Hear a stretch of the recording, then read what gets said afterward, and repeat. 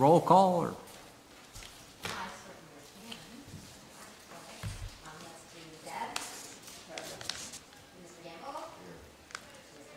Here? Here. Aaron Here. and April. Here. Carl. Oh, Carl is not here, sorry, yes. Carl is not here and neither is Tyler. Okay, our the first item on the consent agenda is citizen comment. Do we have anybody that wants to address the group here?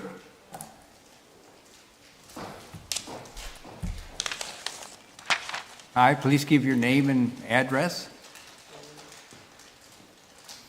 Hello, how's everybody doing? Good. I'm Tejan Turan. I just recently purchased the property, 1316 Buffalo Road. Oh, I was coming here today just to speak a little bit. I've had some issues with Buffalo Road with getting my draws and just kind of having a communication with everything. I previously was dealing with Kyle Mulligan. Kind of curious on what happened with Kyle as well. I know my new point of contact, I think, was Aaron, or I forget the name, but I just kind of want to know what's going on with Kyle. What happened with Kyle? We can't discuss personnel matters. Okay.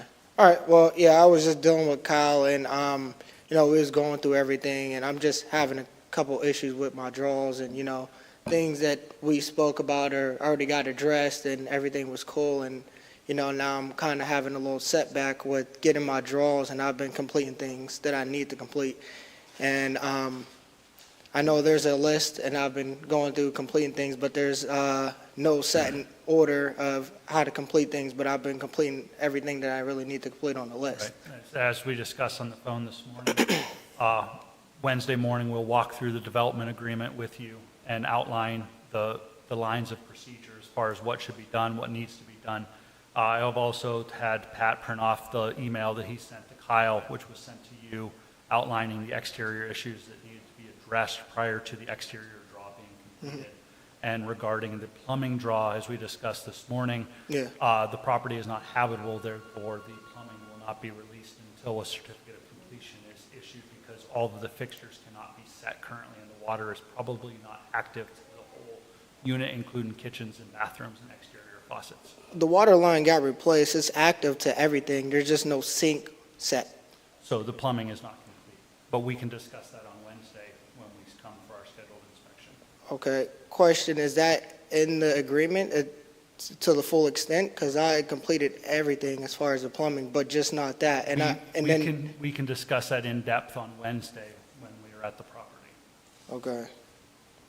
All right. So the exterior, was there?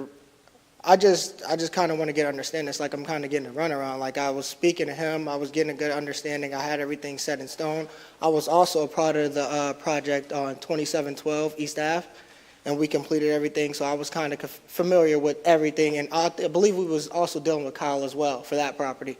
Yeah, it's just it's like I'm hearing this and then I'm hearing that. You know what I'm saying? So like I'm just trying to get a firm answer on everything, and I've been doing everything I need to do, and it's just I'm at a setback now, and it's kind of frustrating, and I'm trying to get everything completed as efficient, and as soon as possible. My target was 60 days, and I'm over that now. So I just want to get everything fully completed. I know the weather's starting to break, it's getting bad, and things are slowing down, but I just want to get this project complete. I understand your frustration, and I cannot speak for procedural things that Kyle may have done or may not have done. However, as I discussed on the phone with this morning, we got to follow the process, and we'll do the inspection, we'll walk through the property, we'll get this back on the road and moving forward. However, I can't speak to the property because I haven't physically seen it, and Kyle, as I said, is no longer here, and I can't speak to that, and I can't speak to whether or not what he did prior was the way it was supposed to be done. But moving forward, we're gonna work together, we're gonna set up a plan together for this process moving forward and get it all cleared up, and again, back on the road and going down the road. Okay, is that for certain? And who was my point of contact? I am your point of contact, and you will be introduced to Pat Otney, our housing rehab manager, on Wednesday, who will handle the on-site inspections going forward. Okay, because my understanding, last time I checked, Pat was my on contact he was my contact. He was going to be my new contact, but I called Pat and left him a voicemail and never got back to me. And then that's when I had to come down here and relay a message, and I guess they got the information to you, and that's when you contacted me this morning. So is Pat going to be my contact or you? I just want to be sure because I was Pat, just told, last week or the week before Pat was my I am the contact. point of contact, and Mr. Otney has had some family issues that he's been dealing with, so unfortunately, he's been in and out of the office taking care of that. We will get this addressed. We will do our scheduled inspection Wednesday morning at 10 a.m., and then we will discuss it at that time, what needs to happen, and Pat will give you his contact information, including his cell phone at that time. Okay. All right. Thank you. I just have one question on that for you. Are we funding this rehab? No, The draws are being made by a bank? escrow. We hold $10,000 in escrow based Oh, upon I a draw see. schedule. He wants to It's- draw it's- against yeah. that. The draw schedule, and I can provide it to the board again, it's weighed heavily on exterior improvement because we want them to focus on improving the exterior, which affects the neighborhood first, and then focus on the interior. And that's based upon previous experiences where if we didn't truly define how it was done, they would go in and get the inside completed and then focus on the exterior. So we weighted it heavy on the exterior, and then the interior, comes along with that. But also is the compliance of electrical, plumbing, mechanical permits and such, ensuring that those follow the city's ordinance and codes to the T. So we've got to work with the code enforcement department with that as well. Sorry. Another thing would be, I've been getting everything completed, and at, my closing table, what's your name again? I forget what your name is. Gene Sunberg. I know we spoke, and we had a discussion. You said as long as, I was getting things done, they would work with me, and it would be no big issues. And I've completed a lot, and it's like out of pocket as well. And, I'm just trying to get these draws, and it's kind of just frustrating. That's all. That's why I wanted to come down here and, speak to you guys up front and kind of address the issue. Like, I was told that, they'd work with me, and now I'm having, my point of contact was Kyle, and then, I got told this, and now I'm having another point of contact, and now based on what Aaron said, he's going to be my point of contact, and we'll go everything Wednesday, which is like, it's like here, there, it's not set in stone, like, We appreciate you coming in. Yeah. I can give you, again, an assurance, you have the executive director. Yeah. Point of contact. You can't get any better than that. Okay. He's going to work with you to make sure that you do this across the board. Okay, So you're in good hands now. all right, thank you. And I would like to say that we appreciate the effort you made on East Avenue. Yeah. You turned that around quickly. I do that kind of work myself, and Yeah, I don't move as fast as you do by any means, so. I've been trying, man. I'm just trying to stick to what, what I said I would do and just come through. That's all. Thank you. Thank you.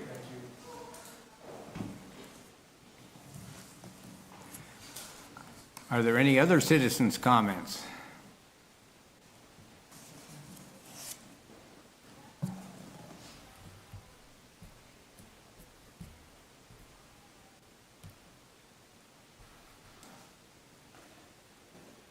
Hello, my name is Rhonda Matthews. I'm the Associate Director of Erie's Black Wall Street, and I'm coming to see if you have questions about the proposal that we resubmitted.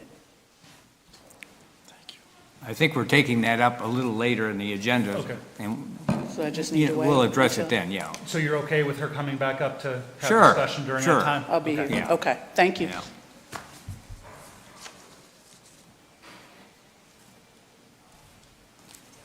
Are there any other citizens' comments?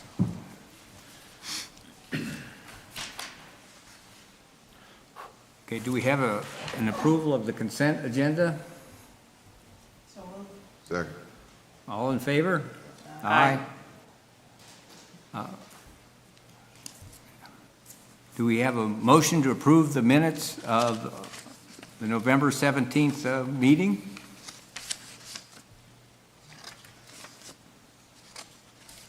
So moved. All in favor? Aye. Next item is the finance report. Is there any report on the finance report? Or- Anything to point out to us? To point out. So yes, in your packet you have first the balance sheet. So it was showing at the end of November in our checking account was a little over 350,000, and retained in the escrow checking is still 34,500. So that is a combination of all of the $10,000 developer fee escrows that are still available that haven't been drawn down yet by completed projects. On the next page, you have the profit and loss. So for developer fee revenue, that is the $150 a month that we get to retain a portion of, 25%? Yeah, we only get to retain 25% of that, and the rest will be due back to them once the project is completed. So we've received $487.50. For the property tax revenue from the county, that's a little over $4,800. And then the property tax from the city, it's been invoiced to them, but we're still awaiting payment. That's a little over $9,000. And then showing a total net income at the end of November for $312,763.97.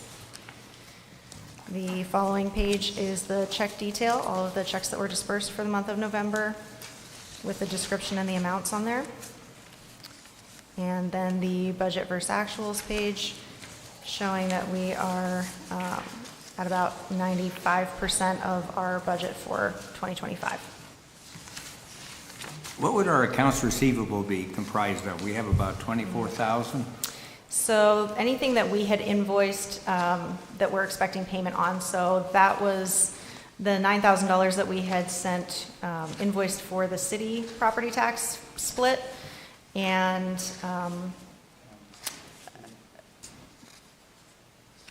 we had a few other like outstanding developer fees that still needed to be paid.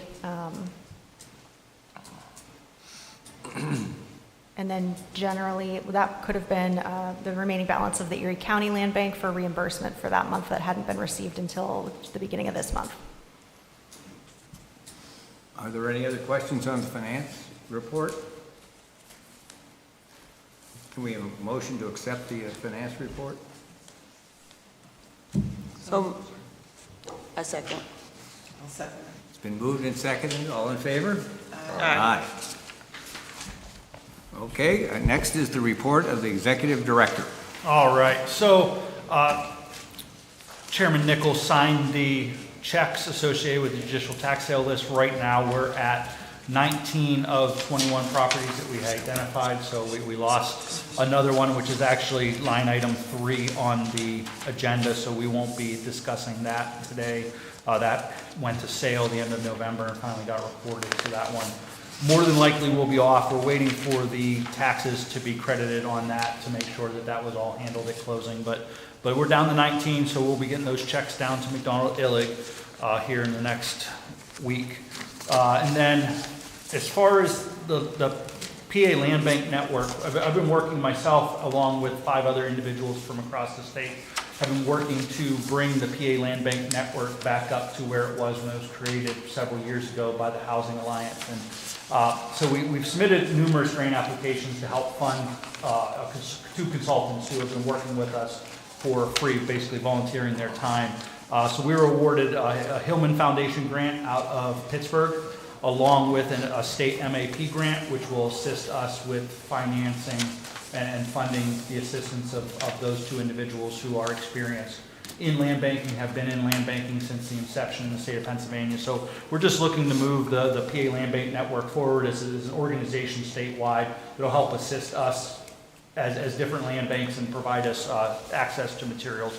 But along with that, last week or 2 weeks ago at the PA, or the Homes Within Reach Conference, we had a session on the strategic planning for the PA Land Bank Network. And at that time, we were in one of the conference rooms there, and we had a decent turnout, roughly about 70 people from across the state of Pennsylvania who are either part of land banks from any age as far as 15 years to 1 year, and then 17 individuals, which was very intriguing to have 17 people in the room who were thinking about starting a land bank in the state of Pennsylvania. And those were individuals from, cities, county municipalities, redevelopment authorities, housing authorities, from across the state. So land banking is getting a little bit of publicity as far as its success across the state, and so we just held that session as far as that goes, and then we also presented on another session the tools we utilize for land banking and blighted property acquisition. So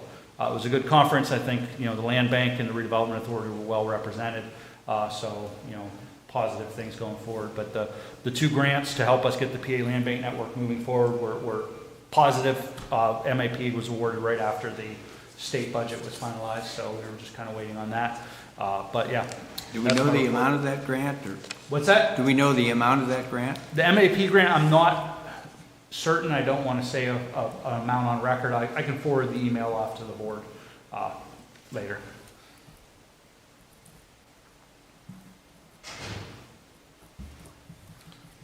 That's my report. Do we have any questions for Executive Director? I just have a couple. Of the properties that we are buying or properties that we have in inventory, are there any that are potential for rehab? Yes. And where would they be located? Mainly east side. At least the three I'm thinking of, they're anywhere from East 10th Street, East 26th Street, Pennsylvania Avenue. At least the ones that are in inventory now. We're just waiting on Gene and his team to finish the quiet title action because we're trying to stop this, getting agreements on properties and then waiting for all the legal stuff. We want to make sure that Gene and his team have had the time to satisfy those issues through quiet title. That way when we get a development proposal, we can be to closing as quickly as possible. So, and then out of the judicial tax sale options, I think there's 4 or 5 that are fair condition. The rest have been deemed as poor. We'll evaluate those again once we take ownership of them and are able to get inside. We've only been able to get inside the ones identified as blighted. So the other ones we've been unable to get inside until we have equitable ownership. So once we're able to get inside, we'll make a final determination. But come summer, late spring, early summer, we should have a good 5 to 7 properties available for rehab opportunity. Are those all single-family properties? That I'm aware of, yes. There might be a duplex in there somewhere, but right now, from what's in inventory currently, it's all single family. And the second question I have would be, have we ever put in a request to the city to provide some funding? If there was an avenue, yes, we have tried to get funding for the land bank on numerous occasions. It's not that we've never as a land bank went after anything such as CDBG or something like that because it's just not, we would have to have a plan for that. And in our world, it's very hard to identify properties before we own them and have a plan to follow through. So we haven't really gone after that. Because we don't have any direct funding from the city, No. to my understanding. Yeah. Any other questions to the Executive Director? Well, I'd like to make a comment. Thanks, Aaron. That's a good report. Thanks for the work that you're doing. One of the things I wanted to bring up to you at this time are the vacant lots in Central City that we've had discussion on. Our neighborhood watch group, we don't meet again until April, but we have been talking with the Sister of St. Joseph's Network Community of Caring. I would like to see if we can't meet sometime in April to jumpstart or move forward on at least including human habitat and Matthew Good over at Hands as far as, hey, let's seriously get down to some development of those lots. It's ridiculous how long they've been sitting there now. It's been about 10 years. Yeah, I had a discussion with Habitat probably about 3 or 4 weeks ago, so they are interested in a discussion in the Center City area, so we can definitely get that on the table. I know moving into January, we have to schedule a study session with the board because we now have our fair funds for our affordable housing development, so we have to sit down and kind of strategize on that. I've been doing some back-end work trying to figure out what the best suggestions would be to the board as far as how to move forward with this process. So hopefully here after the holidays, I'll have a better answer as far as some suggestions as far as how we can move forward. And then we have to start looking at prioritizing what lots we would want to develop on. housing demographic size, what we're looking at and where we want to move forward with some housing development. So some discussions we need to have in January, but we know we have a lot of lots in Center City. As far as the vacant lots, and maintenance, certainly I wasn't too thrilled with the success of the lawn care company this summer. So hopefully going into next summer, we're going to change a few things and do a little bit better job at monitoring them and making sure that they're adequately mowing and maintaining and identifying trash on the lot so that we can take care of it, in a timely manner. So I think that was a big issue this past summer, was that nobody was notifying us who we pay to tell us that there was stuff on the lots. And so we were relying on neighborhood organizations and neighborhood watches to notify us, which shouldn't be the case. So we're going to tighten some stuff up as we award a contract for lawn care for next year. Thank you. Next is the solicitor's report. Good afternoon, Board. It's nice to be here, and I apologize to Cynthia for not wearing red today. I thought of it as halfway in, and I wore burgundy, but I wanted to wear red for her. Gene and I, we just... Yeah. So next year, I promise. Ranges. Promise. But in any event, if you look at my report, again, there are properties that have certain issues that I need to make sure are clarified before we can market them.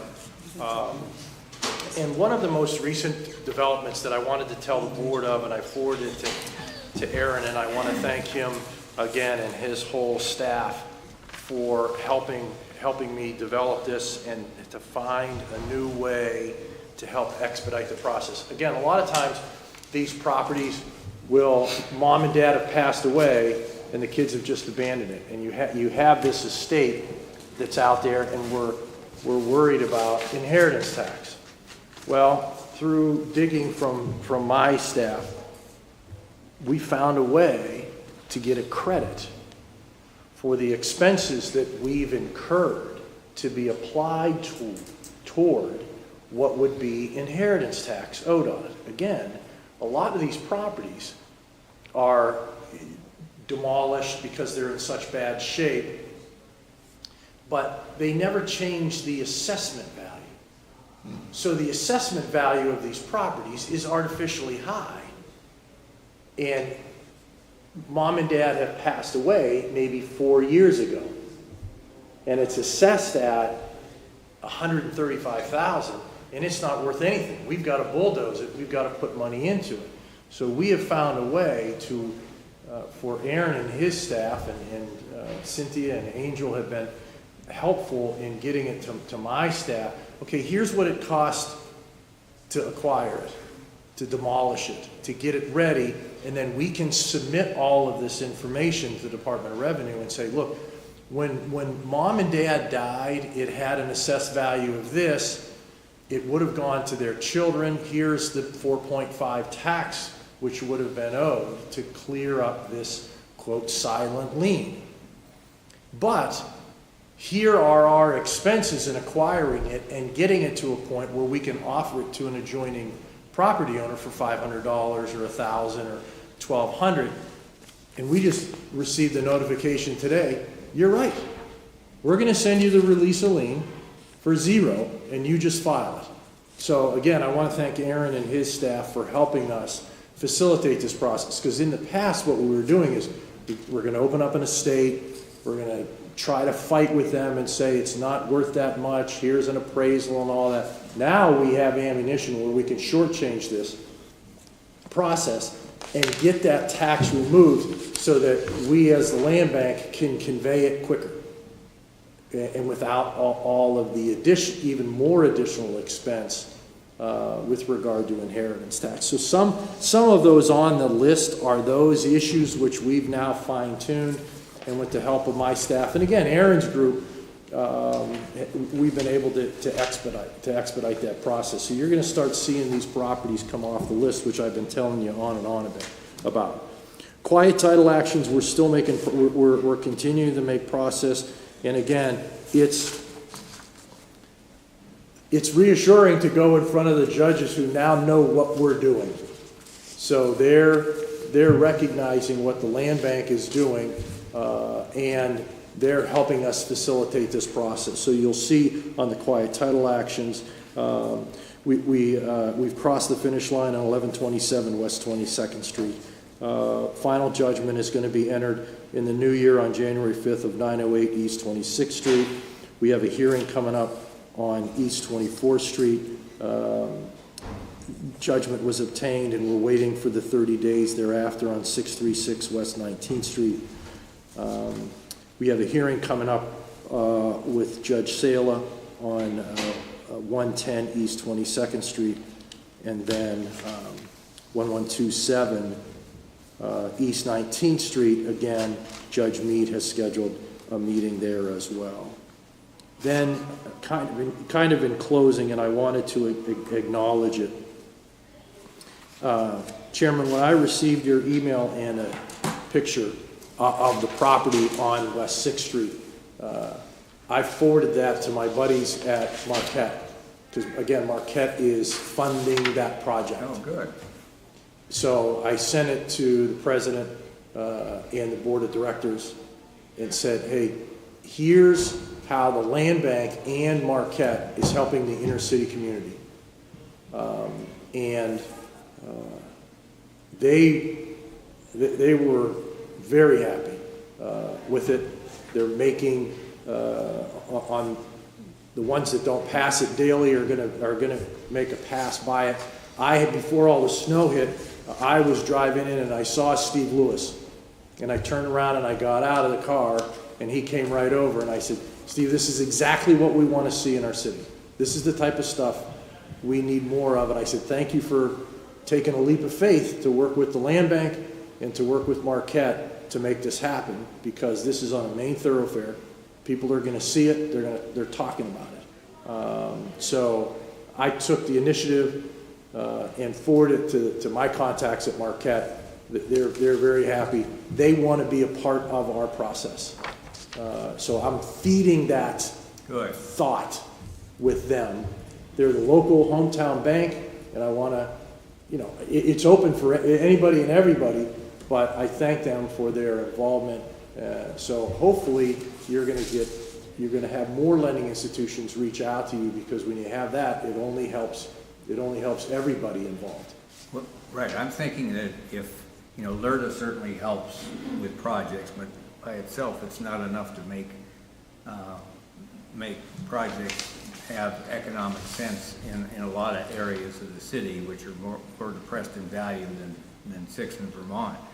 But if we could get the local lenders to put together a pool of money that might be, instead of a 6% mortgage or whatever the going rate, at 5%, that's just another factor that could help encourage, development within the city. And I think these lenders would be willing to do that, because I think they feel guilty that I think they have deposits from the city, and then they loan the money out in Mill Creek and Summit and Harbor Creek and such.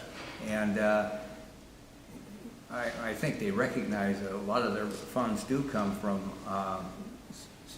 city residents, and some of that money should stay in the city. So I think if we leaned on them a little bit, I think they would provide a fund, which would just get us another step closer to where it makes sense to have some construction. Well, you have the attention and the appreciation of Marquette, for sure. Good. Now, of these 10 that are under sales agreement, some of these you're in a position to convey right now, but some you still have pending actions? We do. So some of them we're exonerating taxes, we're exonerating some water and sewer liens, and then some of these have these inheritance issues that I'm addressing, and now have the ability to do on the fast track. Because I understand that what this board is all about is getting these properties back out onto the tax rolls, and that's why I try to lean on my staff to keep the pedal down, to keep these moving, and to get these things closed. But our practice now is we're not advertising these for sale until it's clear. That's Till correct. it's clear. Because Taxes, liens, We're getting some title bad issues. Yeah. We've had some where we've delayed them for several months, and particularly for a developer, that's death. They don't want to hear that. So but we're in the transition here. We had committed on some, and we're trying to catch up. But the idea going forward is, until we have the title clean, that's when we put it up for sale. That's correct. Yeah. With that, I'm done. I'm open for questions Thank by you. all means. Any questions for Attorney Sunberg? Okay, we'll go on to unfinished business and new business, and first is the lot at 443 East 16th Street.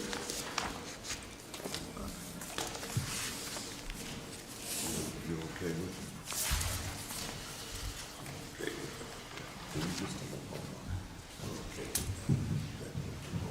I just, okay, well, I just want to hear what she came. Do I need to repeat my name? No, I think. Okay, You've been here before. I have. Okay, what questions do you have? You all have the proposal Can you in front just, of you? yeah, we got the Just proposal. summarize what you're I was planning gonna to say, do. can you just Yeah. summarize it? It's an economic hub. I'm in favor of it. I think it's a great idea, one that would be helpful for the area and the neighborhood, and I'm strongly in support of this proposal. Is this going to encompass the redevelopment authority lots you're purchasing along with this lot, so it's just going to be all of that property?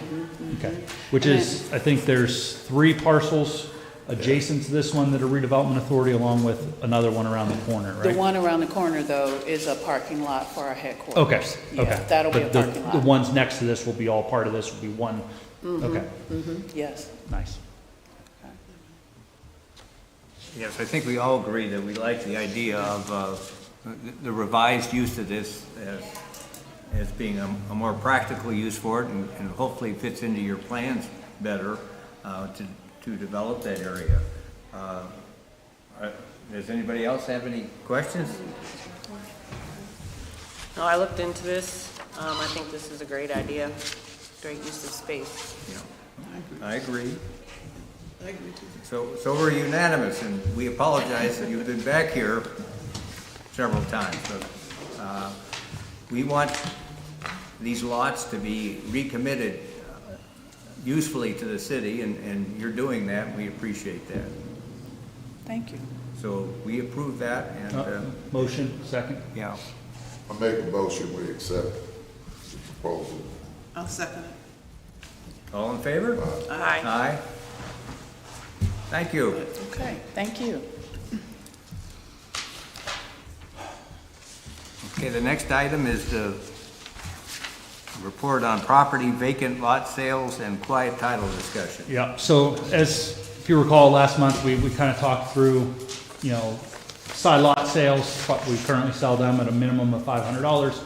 The board kind of asked, along with the council liaison, as far as kind of some data as far as what we have sold properties for, kind of get that idea of what people are looking to offer. So the legal size spreadsheet that's in front of you is really all of our property sales dating back to February, related to side lots, dating back to February of 2024. And so through there, now I will say down at the bottom line, I did put, there's some averages across as far as just some of the data that's associated above.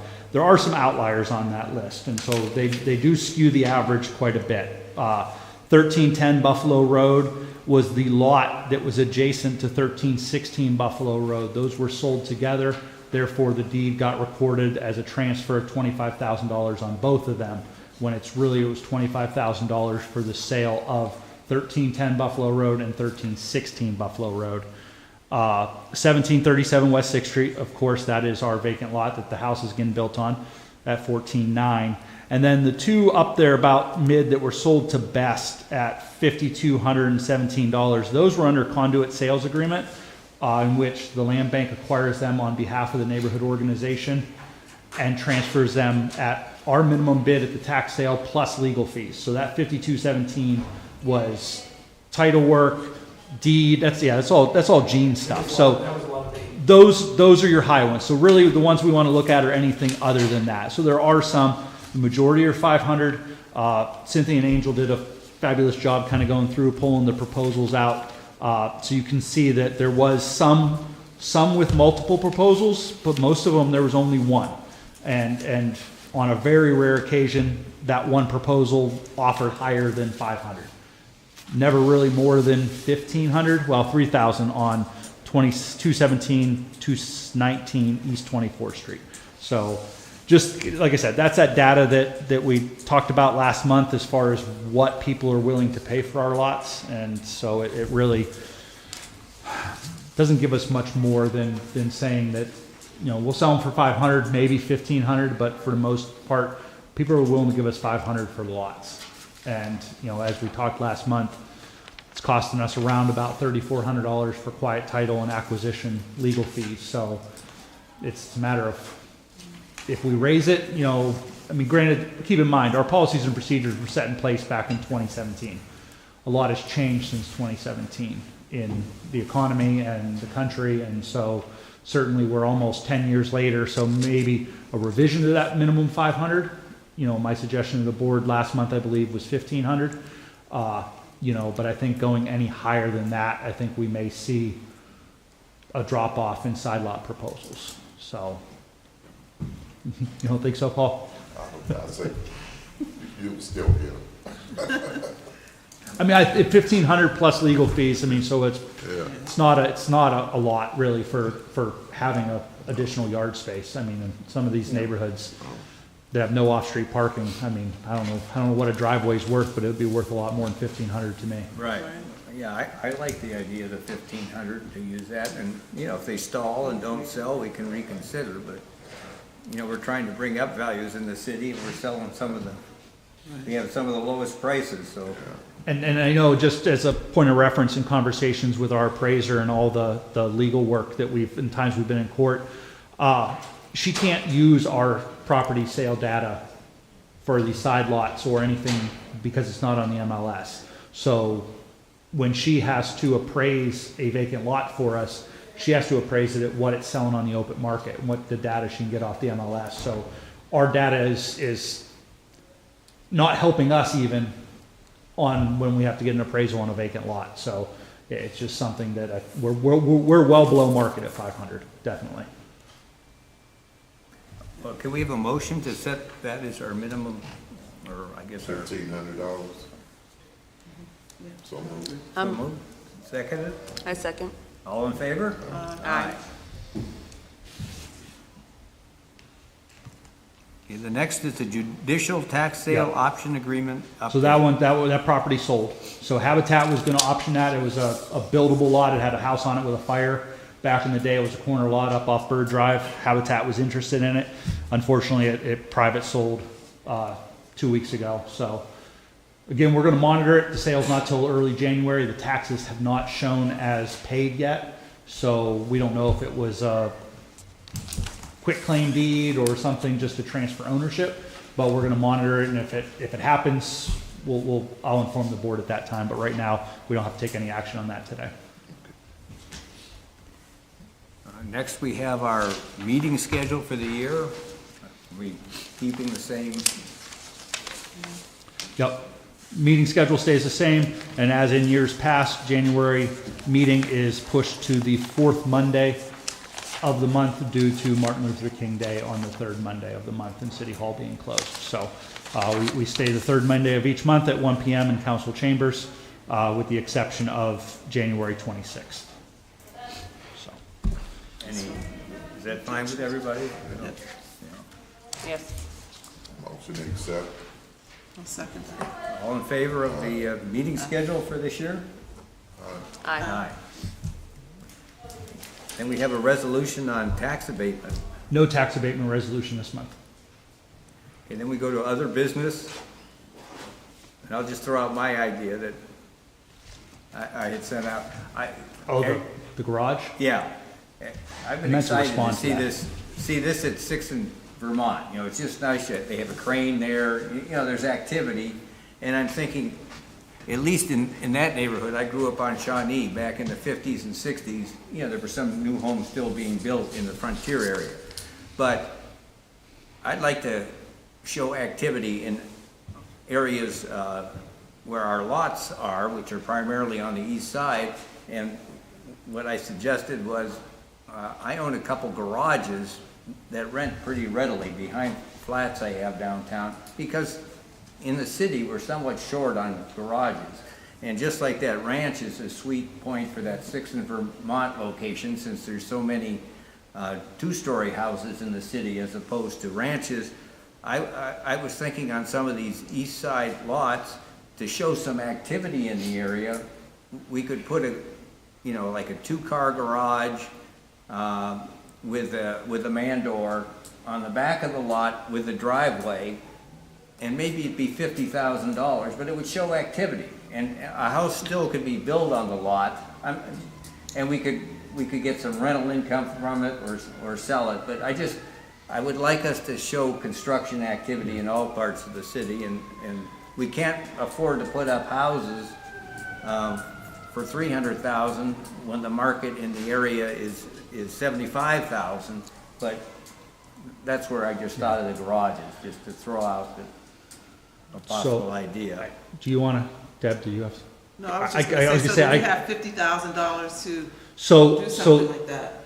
Pardon? Do we have $50,000 to put out for a garage or do something? We could, and we certainly, I mean, it's something, we have the funding to leverage it, and so we could also leverage something against an ask to the county land bank for additional funding. However, city zoning code prohibits the construction on a residential parcel in the city of Erie that is not connected to a parcel that contains a structure. So that is why we changed our policies 2 years ago for this whole combination of side lots with main parcels, because somebody on East 23rd Street buys a side lot. If they don't combine it, they cannot build a garage on that parcel. So that was kind of the issue, keeping them separate. So, and because the parcel would have to be zoned for commercial use in order for us to build a standalone garage on it. We do not own any parcels in a zoned commercial area currently. Well, Warfel might be the exception, but. And mine aren't in commercial areas either. No, but they were probably on the lot. They're rented primarily for storage. Or, Yeah. If somebody's like running a landscaping business out of a garage, somebody doesn't really worry about that. Yeah, we explored, it was probably 4 years ago now, we explored the thought of partnering with the parking authority and putting parking lots or driveways on the parcels and letting the parking authority lease them out. That was, we couldn't clear that hurdle either. So we've thought about garages, and turning them into some kind of rental for the neighborhood. So we've thought about it, and I think, if it's something we want to go down the road of seeing if there is the ability to get an amendment or a variance for the land bank to do that, we could. I guess it's the whether or not the land bank would want to be a landlord of a storage unit type situation. Well, but the starting point is we're paying $700 a lot to mow it every year, which is negative. A garage like that would rent for about $250 a month with electric service to it. So we could generate $3,000 in income, and it wouldn't foreclose somebody adding a house to the property at some time. So I think there's some merit. I just would like to see, we have limited resources, but I would like the kids in these neighborhoods see something new come in. I think people like seeing it. I've seen it in my neighborhood with that development at 6 in Vermont. It's a very positive thing. I agree with you. I think right now, though, it would be my suggestion that the board focuses on how we can get our properties back into productive reuse through developers and the construction of some homes.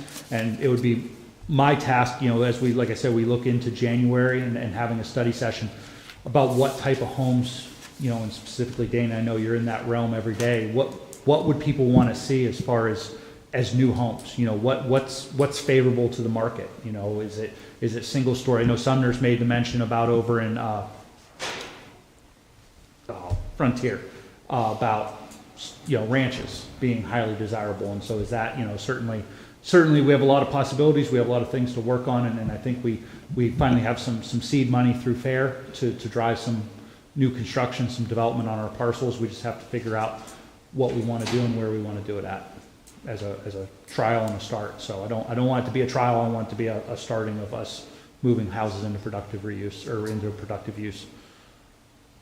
And I'd like to say any type of development or even some of the suggestion you have, bring it to the community groups in the area You have Seraphin and his homeowners group over there in that area. You have the Snoops area, Sisters of St. Joseph's on Little Italy. You have Central City in my neighborhood. You also have Archbishop Brock and his group that are moving over into the area of 6th up to 15th Street Parade off of there. You also have Hands doing stuff along Parade Street. So there's a number of community groups that you can get suggestions and ideas, such as yours, and see if it fits with what they want. I know we don't want any garages, we want housing development. And I think that's what you would find when you talk to the residents that actually live in the area. I had a question about maybe using a lot for parking. Yeah, I know you just brought that up. What was the issue why you were not able to turn any of the vacant lots into parking lot? We couldn't turn them into something that would be leased, as it would be considered commercial, and it's in a residential neighborhood. Now, a resident can buy it and turn it into their driveway and park 4 cars on it. As long as it's on an approved surface, they can do what they want as far as a residential neighborhood. However, we couldn't own them as a government entity and lease them out because it would be considered a parking lot and a commercial, and falls into a whole other line of zoning and building requirements as far as that goes. Okay. 'Cause I do think that's a very good idea for a lot of the people, you know, on the one-way streets, 7th, 8th, 9th, there's street-only parking, and then they're getting parking tickets every day of the week because they're parking on the wrong side of the street. And we have a ton of vacant lots in the area, so possibly everybody on the block could use the parking lot to park in. I'm not saying it's not possible. It's not possible for the Erie Land Bank to be the one that does it.